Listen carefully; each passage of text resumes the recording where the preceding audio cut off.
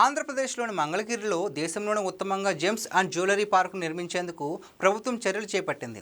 ఈ పార్కు ఏర్పాటుపై మంత్రి నారా లోకేష్ అధికారులతో సమీక్ష నిర్వహించారు.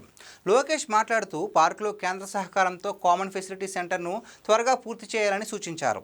ఈ పార్కులో ఆభరణాల తయారీకి సంబంధించి ప్రపంచ స్థాయి శిక్షణ ఇచ్చే విధంగా ఏర్పాటు చేస్తామని తెలిపారు. దేశంలోని టాప్ 20 ఆభరణాల సంస్థలు మంగళగిరిలో తమ యూనిట్లు, షాపులు ప్రారంభించేలా అవసరమైన సదుపాయాలు కల్పిస్తామన్నారు.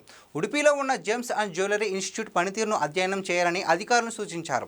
శిక్షణకు సంబంధించిన స్కిల్ డెవలప్మెంట్ సంస్థ సీఈఓ గణేష్ కుమార్ మాట్లాడుతూ మంగళగిరిలో త్వరలో common facility centre of elections ఏర్పడతాయన్నారు. వీటి ద్వారా ప్రతి సంవత్సరం 4,000 మందికి అధునాతన శిక్షణ ఇస్తామని చెప్పారు. ఈ పార్కులో ఉత్పత్తి జోన్, వాణిజ్య and retail zone, infra zone వంటి విభాగాలు ఉంటాయని వివరించారు. మంగళగిరిలో యువతకు శిక్షణ ఇవ్వడానికి మోడల్ కెరీర్ సెంటర్ను కూడా ఏర్పాటు చేస్తామని మంత్రి తెలిపారు. ఈ కేంద్రం ద్వారా కెరీర్ మార్గనిర్దేశం, ఉద్యోగ సమాచారం, నైపుణ్య అభివృద్ధి కార్యక్రమాలు నిర్వహిస్తామన్నారు.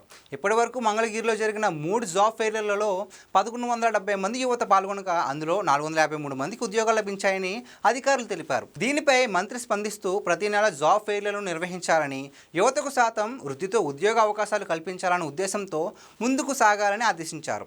ఈ సమావేశంలో skill development CEO Ganesan Kumar, executive director K Raghu, associate director Purushottam తదితరులు పాల్గొన్నారు.